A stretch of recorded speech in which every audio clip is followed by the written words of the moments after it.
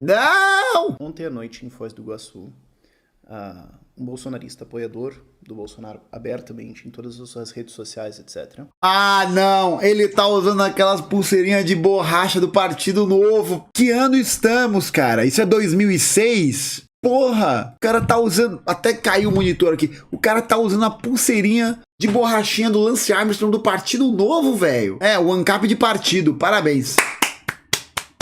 Parabéns aí, parabéns. Parabéns. Nossa, mano. Pegou a sua arma e entrou na casa de um vizinho petista que estava fazendo uma festa de aniversário com o tema do Lula, com o tema do PT e tudo mais, e matou o cara.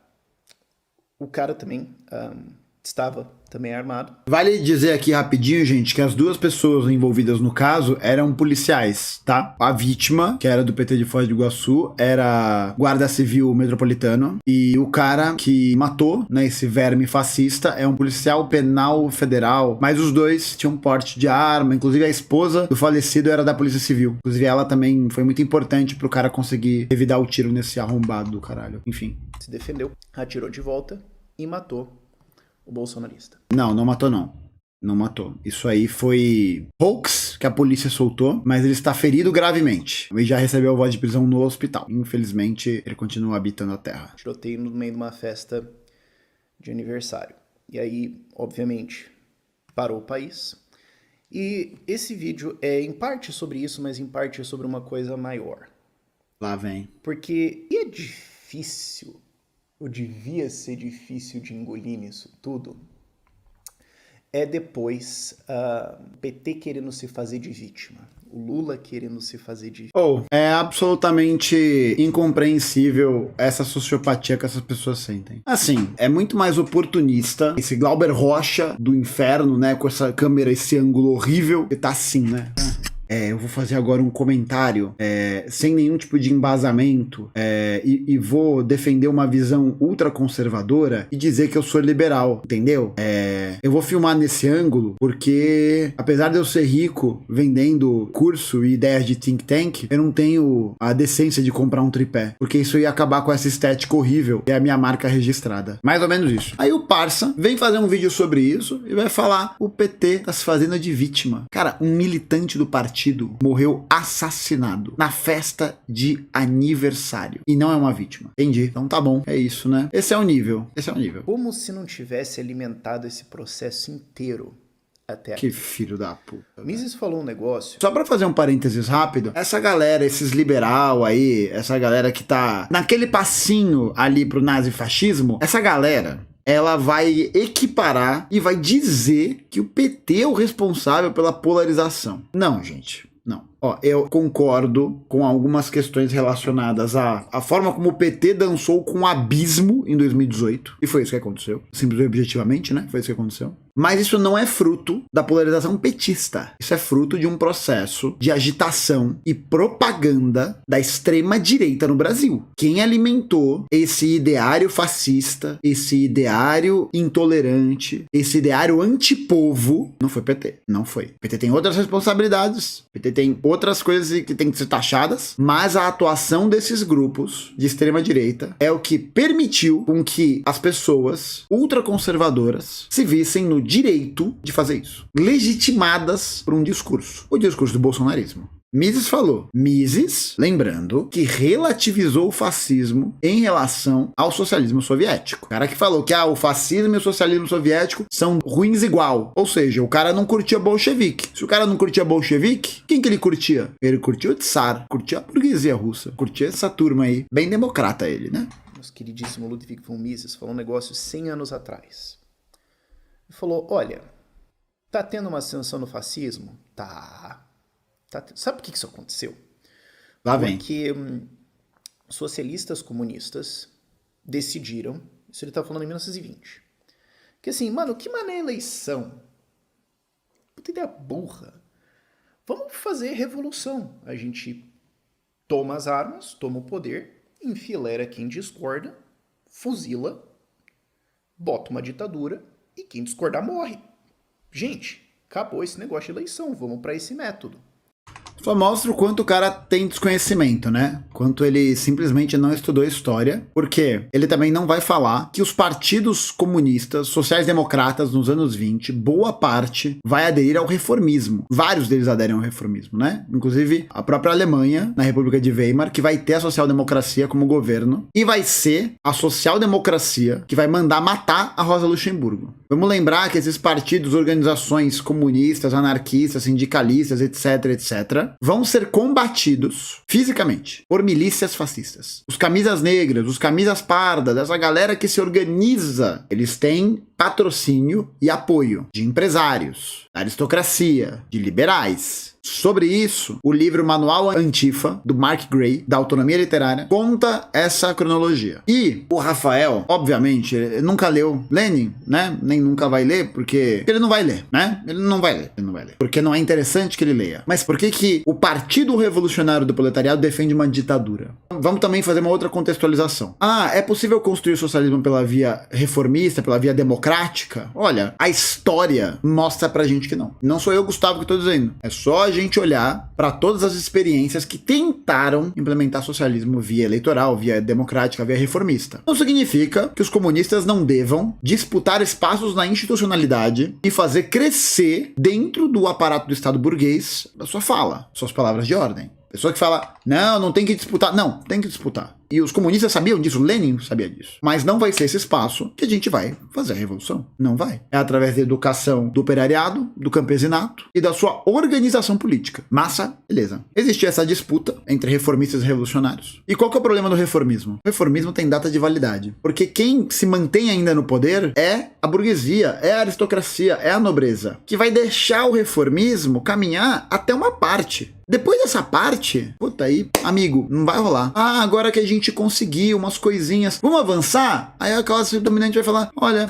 não vai rolar, porque isso vai afetar os mecanismos que garantem a minha dominação sobre você. Aí o camponês vai falar, bom, o que eu faço então? Aí a aristocracia vai falar, se fode aí, seu trouxa, vive aí. Por isso que para a construção de um poder popular, a via revolucionária ela é inevitável. Porque sem ela, as forças dominantes não vão abrir mão do seu poder. E a questão é essa, as classes dominantes, a burguesia, a aristocracia, todo mundo nisso, eles já oprimem toda a maioria da classe trabalhadora. Toda a maioria do povo trabalhador. E eles não hesitam em usar arma. O que é o exército permanente se não isso? O que é a polícia se não é isso? São mecanismos de dominação. Então, a gente já vive nesse estado que esse pepino do mar tá falando. A gente já mora num estado ideológico, material, que não permite com que a oposição exista para poder defender o seu projeto máximo. É claro que existem épocas menos propensas para esse desenvolvimento da classe operária e mais propensas. Uma república democrática, como a gente vive, é o melhor momento pra gente poder se expandir, porque é o que a gente pode falar. Numa ditadura a gente não fala. Aí é meio foda. A gente fala menos até, né? Dito isso, por que a galera defende a instalação da ditadura do proletariado? Porque no primeiro dia de tomada do poder da classe trabalhadora, a burguesia, a aristocracia, a nobreza, parará, periri, pororó, eles se transformarão em classes contra-revolucionárias. E eles vão usar de tudo, de todo o seu aparato, de toda a sua organização internacional para poder destruir o que está sendo construído ali. Tudo.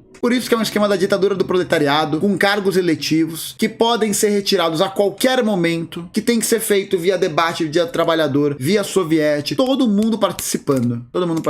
Mas é sim uma ditadura. É sim, ditadura do proletariado. Porque aí vira uma questão de lado, né? De qual lado você tá. Se você acha que é válido o povo, quem produz a vida, quem trabalha, exercer o governo, exercer o poder, beleza. Se você acha que não, que existe um seleto grupo de pessoas que explora a classe trabalhadora e que ainda tem o direito de organizar um Estado para garantir a opressão dela, aí a gente tá de lado diferente. Por isso que é amor aos nossos, solidariedade aos nossos e ódio aos senhores. Guerra aos senhores. Você teve a Revolução Soviética, morreu um monte de gente e estava tendo várias outras iniciativas desse tipo por toda a Europa e as pessoas... Só lembrar aqui rapidinho, um último parênteses de 10 minutos. Mas lembrar aí que quando os bolcheviques assumem o poder, vai existir uma guerra na Rússia que vai durar de 17 até 22 oficialmente, mas tem batalhas até 1925, 1926, que é a chamada Guerra Civil Russa, que de civil não tinha nada, porque são 14 potências imperialistas que invadem a União Soviética. 14 países. 14 14, tá? Peaky Blinders tem uma temporada só sobre isso. Sobre os ingleses mandando tanques para os mencheviques. Só sobre isso. Não é só uma guerra civil, só isso. Todos se assustaram terrivelmente com isso. Com um bando político abertamente defendendo fuzilar quem discorda. Igual é nos países capitalistas, né? A diferença é que aqui você fuzila todo mundo para garantir o poder da minoria. E aí apareceram os fascistas. E os fascistas falaram, eu Apareceram. vou defender vocês. Apareceram os fascistas. Os fascistas foram gerados espontaneamente, sabe? Você joga uma semente de fascista e nasce uma árvore de fascista. Infelizmente não nasce de cabeça para baixo, né? Porque senão ia dar o bug do milênio. Eles iam nascer mortos. Mas nasceu, né? Ele não vai falar que os fascistas foram financiados pelos empresários, foram armados pelos governos. Não vai falar que, por exemplo, Vítor Emanuel III vai governar junto com Mussolini, tá? Mussolini vai se tornar duque da Itália e vai fazer tipo uma diarquia com Vítor Emanuel III. Que era o rei da Itália, beleza? Só lembrar disso, tá? Os britânicos vão ter União Britânica de Fascista, apoiado por Nobre, Portugal, Espanha, Igreja Católica vai apoiar o fascismo. É, parceiro. Eles surgiram, eles apareceram. Eles são um produto radicalizado das estruturas de poder capitalistas. Esses são os fascistas. E a população votou nos fascistas. Que falou, isso aqui é um bando de tacanho, estúpido, ignorante, reaça, né? E eu tô morrendo de medo. Não, as pessoas nunca disseram isso. Nunca disseram isso. Nunca disseram isso porque não é como se eles tivessem que se reafirmar conservadores. Era só o discurso do senso comum. Mas votaram. A galera votou nos fascistas, mas também votava nos comunistas. E vai passar a votar nos fascistas porque os fascistas vão ter máquinas de propaganda muito mais efetivas, já que eles tinham mais dinheiro, e vão também ganhar na base da porrada. Um monte de coletivo anarquista, comunista, etc. vai ser perseguido pra caralho. E assim criou-se essa ascensão do fascismo. Alimentou-se isso. Esses caras não vieram do nada. Esse bando de tacanho, tosco, não veio do nada. Que você apoiou, né? Em 2018. Eles vieram para suprir uma demanda criada. Mais uma vez, a demanda aí. Gente, o livre mercado é a solução. No final das contas, tudo o que importa é o livre mercado. Porque o livre mercado vai atender às demandas. Então os fascistas surgiram como solucionadores da demanda do livre mercado. O que o livre mercado pedia? A morte dos comunistas. Olha só, que loucura. Eles vieram porque alguém colocou um medo muito profundo ali. E depois, se esse que colocou o medo muito profundo ali se faz de vítima, você tem que virar pra ele e falar... Ele que colocou o medo profundo? Vai tomar no cu. A classe trabalhadora estava organizada, ninguém meteu medo. A galera tinha noção do que estava acontecendo. Mas os fascistas foram usados como a tropa de choque dos capitalistas, das classes dominantes naquele momento. Ah, vai te catar. No mínimo, no absoluto mínimo. O que aconteceu aqui no Brasil? Lá vem. E não é só Brasil. A forma mais simples de você ganhar uma eleição é você desumanizar o adversário. E também de você ganhar poder. De você falar, cara, ó, tem que ter poder. Eu tenho que censurar a mídia porque, cara, todo mundo que discorda de mim é literalmente um nazista. Então a gente não devia ter, assim, liberdade de expressão. Isso, é exatamente isso, A gente acha que toda pessoa pode falar, incluindo o nazi. Ah, mas a esquerda, paz e amor. Acabou, ela faltou. Ela não está presente no recinto. Quem está presente são os comunistas. E nazi não fala. Não fala. Foda-se. Tem eu e os nazistas, então dane-se. Todo mundo que discorda de mim é literalmente um racista. Então, assim, como assim a gente vai dar liberdade de expressão para racistas? Acaba com essa porcaria. Sabe? Não, você não dá liberdade de expressão pro racista porque o racista é contra uma forma de vida, né? Porque ele defende discurso de ódio. Por isso que a gente não dá liberdade de expressão. Não porque eu, Gustavo, não gosto de um racista. Só isso, né? É uma questão ética aí no meio. É isso, né, gente? O jovem tá relativizando o quê? O nazifascismo. O que isso significa? Esse é o melhor jeito de você ganhar o poder e o melhor jeito de você ganhar eleições é ao invés de você ficar falando de você ficar atacando o outro. E essa é a tática favorita do PT, cara. Os caras fizeram isso a carreira deles inteira. Nenhum outro partido fez. Nenhum outro partido da ordem burguesa fez. Eu vou ter que lembrar, sério mesmo, eu vou ter que lembrar que os caras colocaram o Alckmin como nazista. A gente precisa lembrar disso. Que fizeram as artes lá do Alckmin como um nazista. Pinheirinho, as prisões de São Paulo, né? A PM, as escolas. É isso, né? Eu preciso lembrar vocês que em 2014 o PT soltou aquele comercial contra a Marina Silva, que passou fome. Que ela conta sempre nas histórias dela como ela tava com os irmãos e os pais dela tinham um punhado de farinha e um ovo, alguma coisa assim, e deram pra eles e eles perguntaram o que os pais iam comer, eles falaram, não, a gente não vai comer porque a gente tá com fome. E depois dela foi entendendo que eles não tinham mais o que fazer. Você pega uma pessoa dessa e você fala que essa pessoa vai tirar a comida do pobre pra dar pra banqueiro. O PT fez isso. Falou que essa pessoa que foi do PT.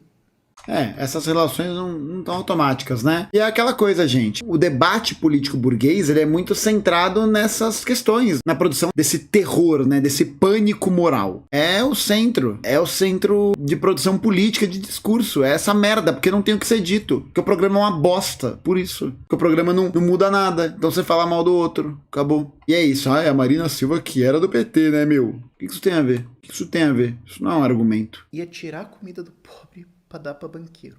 Aí eles tomam investigações de corrupção. Ah, teve corrupção? Não teve corrupção. É tudo uma conspiração da CIA com o Trump e os nazistas pra derrubar a Dilma. Ah, teve impeachment. É golpe, não vale. A Lava Jato foi, né? A Lava Jato foi operação da CIA. Que é bem curioso, né? A Petrobras, de repente, sofreu uma crise fodida no judiciário, da imprensa colocando cano de dinheiro vazando atrás no fundo, pouco tempo depois do pré-sal. Curioso, né? Acho bem curioso. Exatamente. Marina Silva, ambientalista que apoiou o golpe do agro. Exatamente. E houve golpe, né? Houve golpe. Não tem áudio disso, não precisa nem ficar nessa. Romero Jucá e qual que era o nome do outro cara? Não vou lembrar. Carlos Machado, não lembro agora. Fechar com o Supremo com tudo. Teve golpe, né? Teve golpe. Não é também a narrativa da democracia em vertigem, né? O PT foi a grande vítima do processo, passiva Celso, o que aconteceu. Não foi isso também não, né? Mas foi golpe. Não vale, é golpe. Mas foi, né? Isso pra não falar em duas palavras, dois nomes, dois sons, que a gente não pode esquecer, Celso Daniel.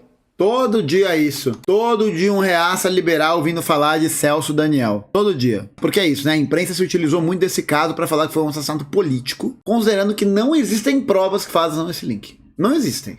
Não existe prova, é só terror ideológico. E a teoria mais aceita pela promotoria é de que foi um crime comum, que eles mataram Celso Daniel quando descobriram que ele era prefeito. Essa foi a questão.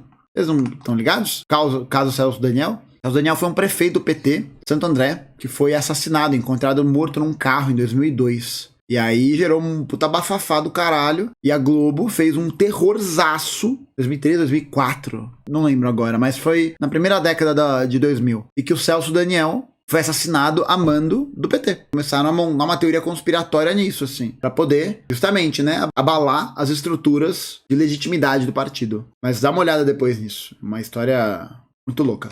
E não precisa voltar tanto. Ontem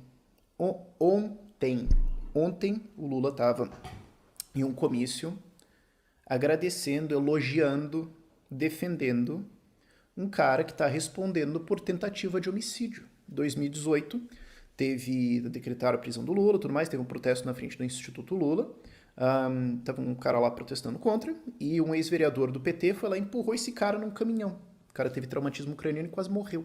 E esse cara, esse ex-vereador e o filho dele estão respondendo por tentativa de homicídio. Então, é isso, né? A pessoa empurrou a outra que foi lá causar no protesto. E é muito louco, né? O cara tá pegando a comparação de um parça empurrando o outro, esse outro que foi lá provavelmente encheu o saco, e rolou uma briga, tomou um empurrão, foda, né? Traumatismo ucraniano, etc e tal. E, meu parceiro, o nome disso é luta de classes. Isso acontece. Essa tensão é um processo normal dessa disputa política. Agora, uma coisa é ter o parceiro que empurrou o outro, que tá respondendo um processo, e o outro entrou com uma arma numa festa e matou o aniversariante. Matou. Não vai ter que responder processo, né? Não deveria ter que responder processo. É flagrante. É flagrante. São duas comparações completamente descabidas. Crime premeditado. Pô, falar que é a mesma coisa? Vai tomar no cu. Porque eles de fato tentaram matar o cara. Se você empurrar alguém num caminhão que tá andando, não é tentativa de homicídio. O que é? Pronto, subjetivo. Jurista. O Lula vai lá e defende esses caras. Esse cara hoje, esse ex-vereador hoje, ele tem cargo na prefeitura aqui de Diadema, que é do PT. Mora em Diadema. Eles dão um emprego pro cara e defendem o cara por ter tentado matar alguém. Que desonesto filho da puta, velho. Que desonesto filho da puta. Olha o que ele tá falando. Ele virou e disse que o cara ganhou um emprego porque ele tentou matar o cara. Tipo isso, o prefeito de Diadema tava lá, vendo os bagulho dele, ele falou, vou dar um emprego pra esse parça porque ele tentou matar um cara. O que ele disse foi isso. Foi isso que esse desonesto do caralho falou. Uma coisa não tem nada a ver com a outra, beleza? Não tem nada a ver com a outra. E é legal porque o cara tá sendo processado. Então ele já está respondendo. Ele não tem que sofrer um ostracismo duplo, porque ele já está respondendo.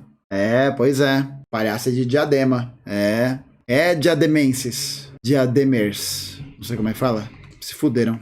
Eles estão 100% de boa com isso. Eles aplaudem isso. Eles acham bonito isso. Que filho da puta, você poderia resolver... Estão falando aí que estão tendo o problema de energia no mundo agora, né? Porque, a guerra e tudo mais. Cara, você consegue resolver esse problema de energia fazendo o seguinte. Você só precisa... Problema de energia? Encontrar algum jeito de produzir energia a partir do quanto essa galera sai correndo pra defender ditador. Nossa, como você é engraçado, Rafael Hyde. O ilusionista do anarcocapitalismo. Que engraçado. Mano, bom é que até agora nenhum argumento sólido. Só subjetivismo, juízo moral, agora nada. Você precisa encontrar algum jeito assim que você coloca umas fotos de ditadores, coloca todos esses caras vão correndo atrás assim pra defender. Pronto, você vai gerar energia ali. Acabou a crise de energia nesse mundo inteiro. Como você é burro, velho. Eles não conseguem ver algum narcoditador, algum assassino, algum genocida sem falar, não, gente, calma, peraí, não. Veja bem. Pode ser um presidente da Colômbia, né? Pode ser a galera que deu o golpe no Peru em 2019. No Peru não, na Bolívia. Pode ser também os Fujimori que tentaram não reconhecer a eleição do Pedro Castilho. Pode ser os Estados Unidos também, né? Que apoiam vários narcoestados aí pelo mundo. Pode ser esses também, se você quiser, assim. Mas é isso, né, gente? Vocês veem a desonestidade desse arrombado? E ele não tem nenhum argumento, a não ser esse pânico moral, que é baseado em hoax de imprensa. Aí acontece o bolsonarismo. Aí acontece o bolsonarismo. E aí o PT se faz de vítima. Tu é pai, tu não é vítima. Tu criou isso. Ou você quer me dizer que se tivesse um mundo... Imagina um mundo muito louco. Muito onde louco, o Serra meu. Ganhou em 2002 e se reelegeu. E depois o Alckmin ganhou e sei lá. Vamos lá para análise de conjuntura, previsibilidade de centavos. Você acha que o Bolsonaro ia existir nesse mundo? Difícil dizer, mas é importante salientar que o bolsonarismo, ele é o produto do recrudescimento das contradições de classe. O Bolsonaro já existia, seu animal. Ele já era deputado federal. Talvez o fenômeno bolsonarismo atuaria de outra forma com outros agentes. Massa. Mas o bolsonarismo, enquanto um processo ideológico, ele é fruto de um processo de luta de classes. O bolsonarismo, da forma como ele existe, não teria existido se não fosse o trabalho da imprensa contra o PT, se não fosse o trabalho do CQC que lançou esse filho da puta online, trabalho desse conservadorismo doente que a gente tá, e fora que ele é fruto de um processo de recrudescimento da luta de classes, e ele é o representante da voz das classes dominantes que estão, de alguma forma, sendo ameaçadas. Não é à toa que o Bolsonaro é aplaudido até hoje por empresário, agronegócio, Faria Lima. Aplaudido, não é? Tô mentindo? Ele não é um fenômeno isolado. O bolsonarismo não é o produto do Bolsonaro, né? O Bolsonaro... Não, o Bolsonaro é um agente dessa ideologia. E a gente chama de bolsonarismo porque é a ideologia do homem medíocre. Pode ver, toda pessoa que é bolsonarista tem um lance de se ver enxergado no Bolsonaro, porque o Bolsonaro é um homem medíocre. Medíocre, gente, não é necessariamente uma coisa ruim. Medíocre é alguém que é na média, sabe? Bolsonaro é o quê? É o pai de família, gritão, cidadão de bem, direitos humanos para humanos direitos, o patriarca, xinga a mulher, sabe? Um misógino, que é a base da sociedade brasileira. Esse é o pai de família. É a mediocridade, que não tem nada para se destacar, a não ser sua posição de poder, como pai de família. Por isso que tanta gente enxerga ele como referência, né? De novo, divagações mentais. Por isso que o cara tá tão ligado a essa perspectiva de ser quase como um pai, sabe? O cara é quase... Ele é entendido por essas pessoas como um pai, alguém que presta a existência ali. Saca? Mas o Bolsonaro era o cara que tava na cara do gol. Ou sei lá, se rolasse o impeachment, digamos, e o Lula foi impeachado em 2006 lá por causa do mensalão, e o PT fala, pô, é verdade, isso aí teve corrupção e tal, tirou isso e tal, acabou. Vocês acham que o Bolsonaro ia nascer nesse mundo? Sim. Ele queria existir? Sim. Não. Mas o Bolsonaro estimula isso. Sim. Ele tá atendendo uma demanda. Nossa, o cara tá falando de demanda pra falar de ideologia, velho. Pelo amor de Deus, mano. Vocês ficaram 1,5 décadas aí, 2, criando essa demanda. Ah, a gente criou a Ele demanda. tá atendendo uma demanda, ele tá atendendo... É a demanda por fascismo. Dos mesmos criadores do Bosta em Lata, vem o bonequinho do fascismo. Pelo amor de Deus. medo, desespero, e ele tá crescendo em cima dessa coisa que vocês normalizaram, que é desumanizar o adversário, que é agressão na política, que é violência na política, que é passar pano pra bandido, que é passar pano pra corrupção. Vocês transformaram isso na coisa normal da política. Aí... Mas é engraçado que você apoiou, né? Então de duas uma. Ou você foi burro e não percebeu isso, ou você é um hipócrita. Mas as duas, pra mim, são muito satisfatórias, sendo bem honesto. Chegou um cara, que é uma mutação, que é uma variação disso, e faz isso do outro lado, e cresce no meio em cima de vocês, e da esquerda se joga no chão e fica rolando no chão brigando falta. Não. Não dá. Análise de milhões. Devia condenar esses ataques? É claro que ele devia condenar esses ataques. Ele vai condenar? Não vai. Falar, condeno veementemente que isso veio de alguém que diz que me apoia.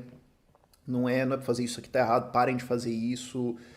Vamos, sei lá, chamar algum evento em defesa da paz, devia fazer isso, devia condenar esse cara, devia chamar a sua base, condenar, vai fazer isso? Quase certamente não vai. Agora o Lula devia fazer a mesma coisa também. Ele vai fazer isso? Não vai. Não é possível que ele tá comparando essas duas coisas, velho. Não é possível. Porque ele acha que o Lula tem a mesma responsabilidade nesse caso que o Bolsonaro. O Lula já deu as condolências, já fez um monte de declaração. Mas vai falar o que mais? Ele condenou o ataque. Ele lamentou pela vítima. Quem tem que condenar o ataque é quem tá na posição de poder. Pelo amor de Deus. Nossa, seu pepino do mar, olha, você está se superando. Porque um se alimenta do outro. Nossa senhora. Um depende do outro para existir, para continuar prosperando essa tática. Jesus Cristo. A vítima disso aí não é o Lula ou o PT.